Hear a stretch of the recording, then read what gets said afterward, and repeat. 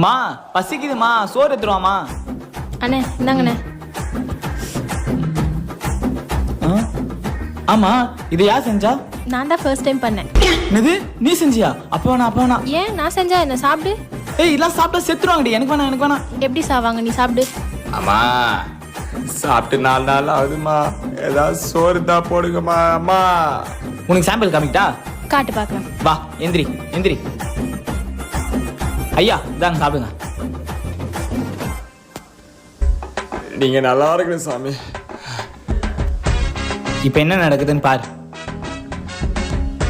நான் சாப்பிட்றேன்னு கூட இருந்தே பாக்குறீங்களே. நீங்க நல்லா இருக்கணும், நல்ல மனசு உங்களுக்கு. என்னடா குத்த?